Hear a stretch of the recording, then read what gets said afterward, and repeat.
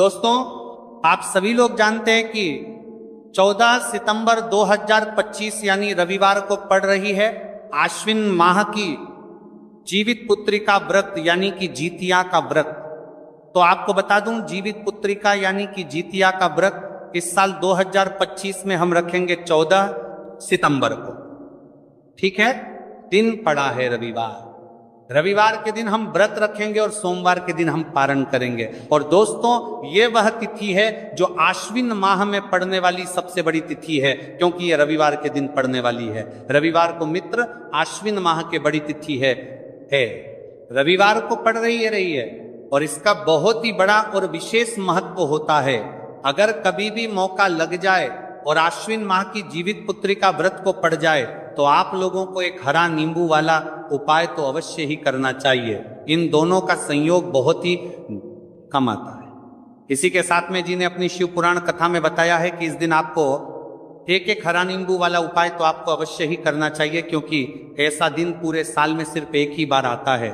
और दोस्तों, आप सभी लोग जानते हो कि रविवार का अगर सबसे बड़ा कोई उपाय है तो वहां एक हरा नींबू वाला उपाय। तो दोस्तों, आश्विन माह की रविवार जीवित पुत्रिका व्रत के दिन आप लोगों को इस एक हरा नींबू वाला उपाय को जरूर करना है। बहुत सारे लोग होंगे जिन लोगों ने इस उपाय को ना किया हो, मतलब पूरा साल निकल गया, उन्होंने किसी भी दिन इसे हरा नींबू वाला उपाय को ना किया हो। पर दोस्तों, आपके पास एक आखिरी मौका बचा हुआ है, जो कि 14 सितंबर 2025 आश्विन माह की रविवार जीवित पुत्रिका व्रत के दिन है।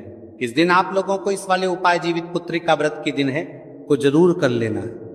भले ही आपने पूरे महीने भर इस उपाय को ना किया हो, पर अगर आपने इस आश्विन माह के रविवार जीवित पुत्रिका व्रत के दिन अगर इस वाले उपाय को कर लिया तो आपको इस उपाय को करने का वह फल मिलेगा जिसकी आपने कभी कल्पना भी नहीं करी होगी। इसीलिए आप लोग इस वाले उपाय को एक बार जरूर कर लेना है, ताकि आप लोगों के हाथ से यह मौका ना जा सके और आपको इस उपाय को करने का फल मिल सके।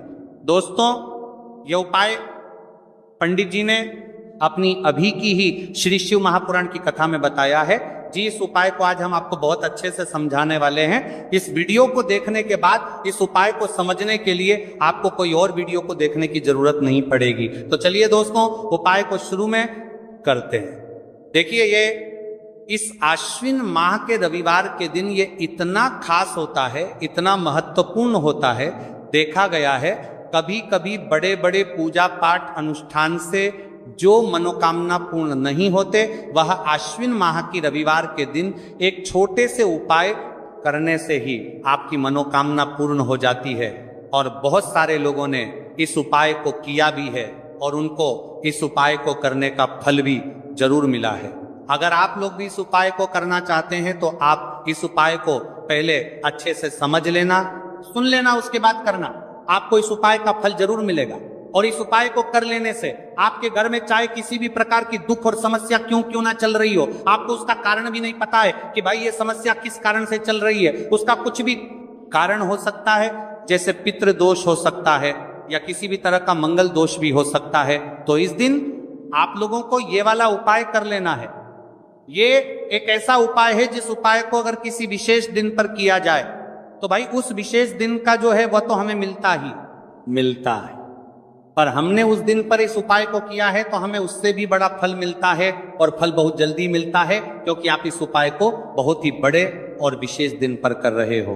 तो चलिए अब उपाय के बारे में बात करते हैं, लेकिन उससे पहले आप लोगों के लिए बात करते हैं तो कोई ये जानना आवश्यक है कि आखिर ये उपाय किस समय करना है, किसको करना है और कैसे करना है। तो चलिए हम आगे आपको वीडियो में एक एक करके बता देते हैं। लेकिन उससे पहले अगर आप लोग हमारे चैनल पर पहली बार आए हैं या फिर मेरी आवाज आज पहली बार सुन रहे हैं, और इस वीडियो को लाइक करके कमेंट बॉक्स में श्री शिवाय नमस्तुभय ओम नमः शिवाय जरूर टाइप कर देना। तो दोस्तों, इस एक हरा नींबू वाला उपाय को हमें इस आश्विन माह की रविवार के दिन कैसे करना है, किसको करना है, किस समय करना है और कहां पर करना है, ये सारे सवालों के जवाब आपको इस वीडियो में मिल जाएंगे। और जो ये वीडियो देखेगा भाई, उसको एक हरा नींबू वाला उपाय जरूर करना चाहिए, क्योंकि इस दिन तुलसी पत्ते का भी बहुत ही बड़ा और विशेष महत्व होता है। आ जाइए एक हरा नींबू वाला उपाय की, तो ये सोने पर सुहागा वाली बात हो जाती है और ये बहुत ही बड़ा उपाय हो जाता है इस आश्विन माह की रविवार का। तो अब दोस्तों, इस एक हरा नींबू वाला उपाय को आखिर करना किसको है, सबसे पहले हम लोग वो बात जान लेते हैं। तो देखो, घर की जो बड़ी माताएं बहनें होती हैं, उन माताओं बहनों में से कोई भी एक बड़ी माता बहन इस वाले उपाय को कर सकती है। और दोस्तों, अगर आप चाहे तो अपने घर में से सभी सदस्यों को भी इस उपाय को करवा सकते हैं। अगर किसी व्यक्ति की खुद की कोई मनोकामना है, खुद की कोई दुख और परेशानी है जो कि वह अपने लिए ही करना चाहता है, इस वाले उपाय को तो वह खुद अपने लिए भी कर सकता है। बाकी अगर कोई घर में से ऐसा है जो कि अपने पूरे घर परिवार की सुख और शांति के लिए ये वाला उपाय करना चाहता है, तो भाई वो भी करता है, सकता है, उसमें भी कोई दिक्कत वाली बात नहीं है। कहने का मतलब यह है कि इस उपाय को हर एक सदस्य भी कर सकता है और पूरे घर परिवार के सदस्य के लिए घर की बड़ी माताओं बहनों में से कोई एक माता बहन भी कर सकती है।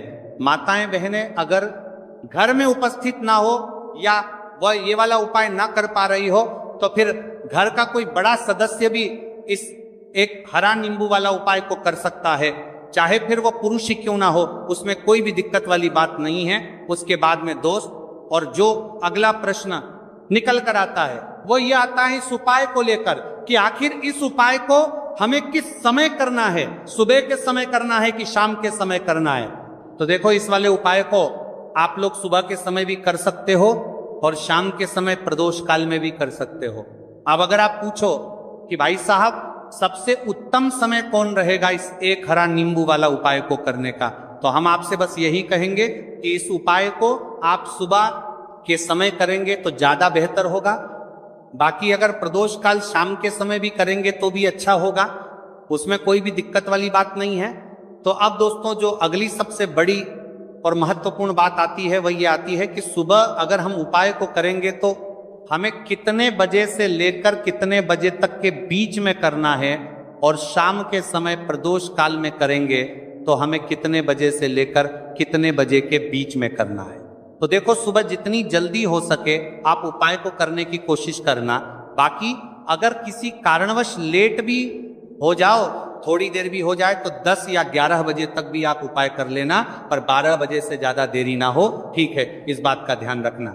उसके बाद में दोस्तों, अगर शाम के समय प्रदोष काल की बात करें, प्रदोष काल का जो समय है होता है वह शाम के 6 बजे से शुरू हो जाता है। मतलब शाम के 6 बजे से लेकर 7 बजे के बीच का जो समय होता है, यह समय प्रदोष काल का समय होता है। तो आप इस उपाय को 7 या 8 बजे के बीच में भी कर सकते हो। मतलब शाम के 6 बजे से रात 8 बजे के बीच में आप कभी भी इस वाले उपाय को कर सकते हो, उसमें कोई भी दिक्कत वाली बात नहीं। तो देखो दोस्तों, सबसे पहला उपाय देखिए आपको क्या करना है। तो एक हरे नींबू से आप अपने जीवन से 1000 क्या लाख क्या करोड़ों शत्रुओं का भी सफाया कर सकते हैं, और कभी भी आपके शत्रु, आपके दुश्मन आपको पलट कर देखें यह भी नहीं।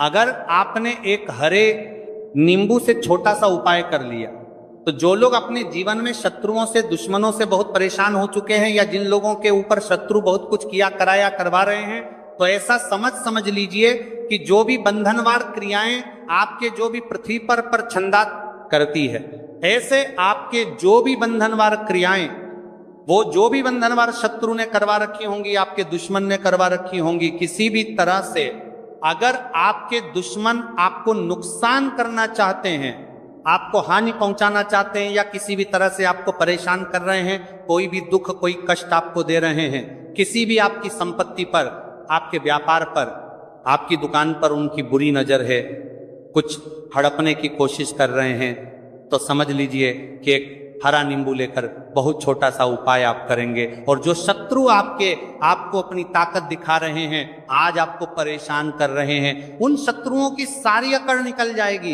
एक हरे नींबू के उपाय को अगर आप सही तरीके से कर लेते हैं तो देखिए, उपाय पूरा समझिए, सही से समझ के उपाय करेंगे तो 101% ये उपाय काम करता है। और जो भी आपके दुश्मन हैं या जो भी आपके शत्रु हैं उनका सफाया पूरी तरह से हो जाता है। तो इस उपाय को आप किसी भी दिन कर सकते हैं। दूसरी चीज, स्त्री पुरुष कोई भी इस उपाय को कर सकता है। ऐसा उपाय आज की वीडियो में लाए हैं जिसमें आपके कोई पैसे खर्च नहीं होने वाले। सिर्फ आपको एक नींबू से उपाय करना है। अब ये हरा नींबू ही है जो आपके जीवन से शत्रुओं का पूरी तरह सफाया कर देगा और कभी भी दुश्मन और शत्रु आपको परेशान नहीं कर पाएंगे। चाहे शत्रु और दुश्मन कितने भी पावरफुल हो, कितने भी ताकतवर क्यों ना हो, फिर भी आपका बाल बांका नहीं कर सकते। मतलब कितनी भी कोशिश कर ले लेकिन फिर भी आपका कुछ नहीं बिगाड़ पाएंगे। तो चलिए बात कर लेते हैं उपाय की। उपाय किस तरह से आपको करना है, तो देखिए सबसे पहले तो आपको इसमें एक हरा नींबू लेना है, ठीक है ना। अब ये उपाय गुप्त शत्रुओं के लिए भी है और उस दुश्मन के लिए भी है जो सामने से आप पर वार कर रहा है, आपको किसी भी तरह की धमकी दे रहा है, कोई नुकसान आपका कर रहा है, वह शत्रु भी परास्त हो जाएगा। और जो आपके पीठ पीछे आपका बुरा कर रहे हैं, क्योंकि देखिए जो गुप्त शत्रु होते हैं ना, इनका ना तो हमें नाम पता होता है, ना इनका एड्रेस पता होता है, ना ये पता होता है कि कितने शत्रु हैं, है ना। क्योंकि ये तो गुप्त तरीके से शत्रुता करते हैं और गुप्त शत्रु के बारे में किसी को कुछ पता नहीं चल पाता है। बहुत कम लोग होते हैं, जान जाते हैं कि हाँ किसी ने कुछ करवा रखा है, फिर भी ये नहीं जान पाते हैं कि कौन व्यक्ति है जो ऐसा करवा रहा है ना। ये बहुत मुश्किल है पता करना। लेकिन अगर आपको आपके दुश्मन का नाम नहीं पता, आपका दुश्मन कहाँ रहता है ये भी नहीं पता, कौन आपसे शत्रुता कर रहा है ये भी नहीं पता, फिर भी ये उपाय आप करिए। क्योंकि जो दुश्मन है, जो शत्रु है, इस उपाय को करने से आप देखेंगे कि वह तुरंत आपके जीवन से दूर हो जाएगा और उसका किया कराया भी दूर हो जाएगा। जो भी आपके ऊपर करवा रखा होगा, आपके व्यापार पर करवा रखा होगा, क्योंकि बहुत सारी उच्चाटन और बंधन वार की क्रियाएं हैं जो लोग करवा देते हैं। बहुत सारे तांत्रिकों के पास जाकर और भी बहुत सारी जगहों पर जाकर लोगों के साथ बहुत कुछ गलत करवाते हैं। लेकिन आप विश्वास मानिएगा, इस उपाय को करने से जितनी भी क्रियाएं हैं ऐसी वह सब कट जाती हैं। और इस उपाय को करने से घर बैठे आपके शत्रु जो हैं वो दूर हो जाते हैं।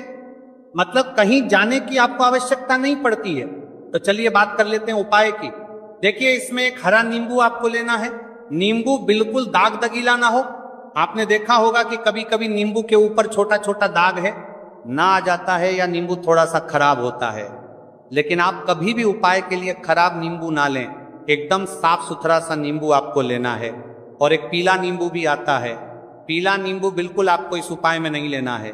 लेना हरे रंग का ही नींबू है, ग्रीन कलर का। इसी के साथ आपको एक काले रंग का पेन लेना है, काले रंग का कलम आपको लेना है।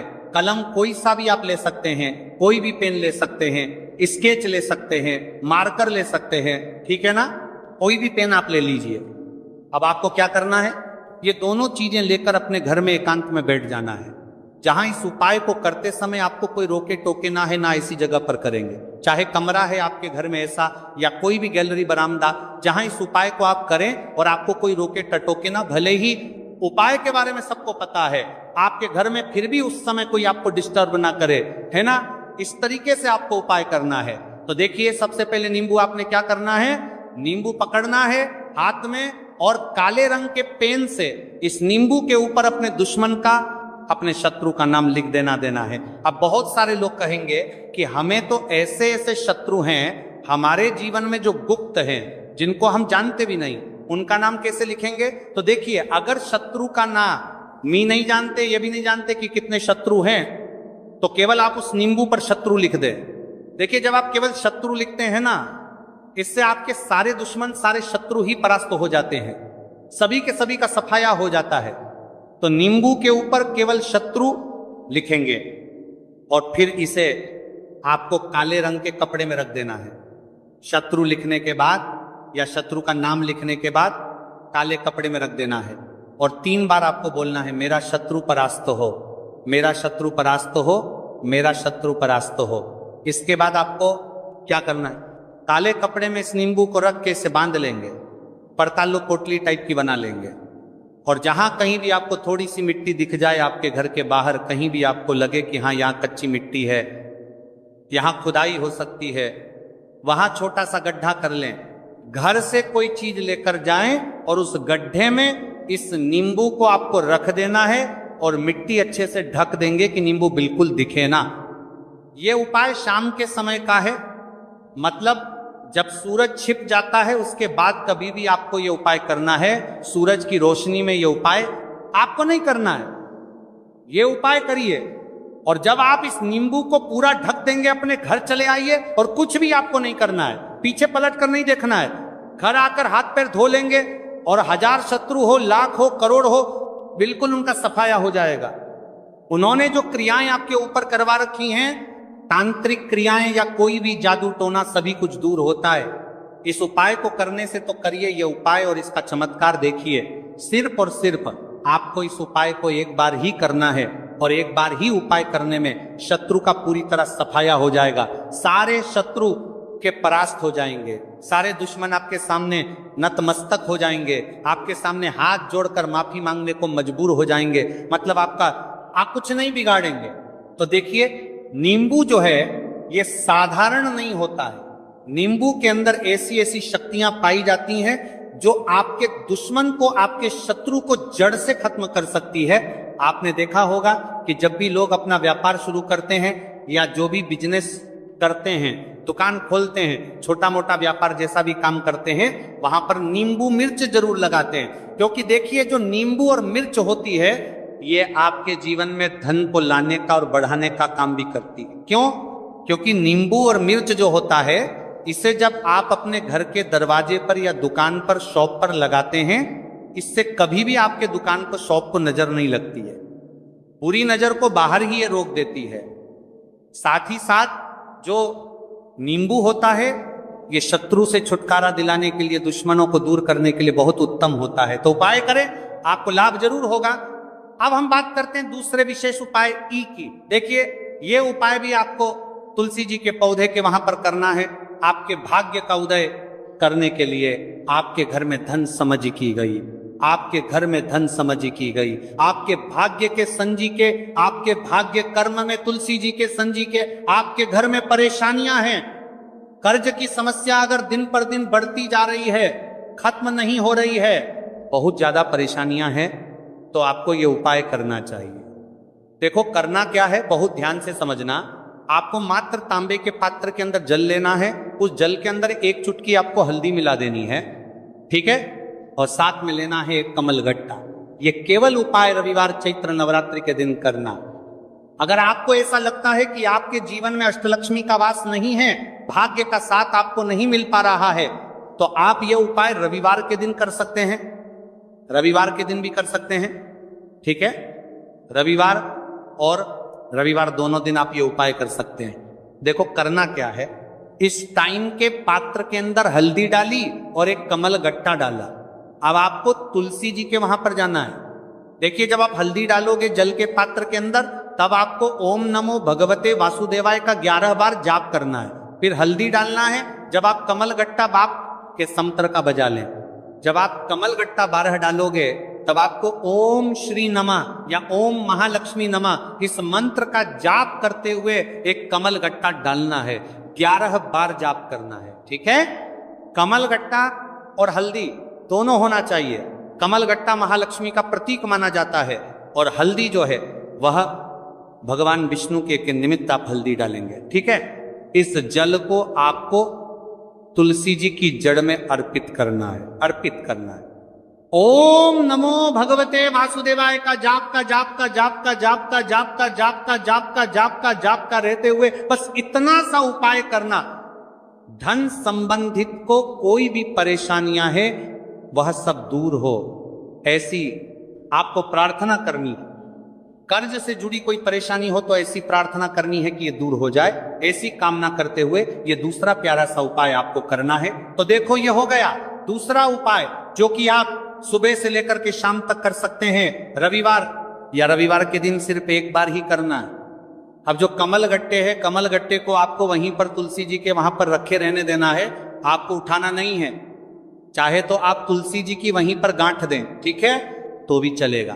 तो इस प्रकार से आपको ये सुंदर सा उपाय करना है। अब हम बात करते हैं तीसरे उपाय की। ध्यान रखना, ये जो दूसरा उपाय है ये आपको आपके घर में ही करना है, बाहर कहीं पर भी मत कर करके आना, ठीक है। घर में अगर तुलसी जी हो तो ही आप ये उपाय कर सकते हैं।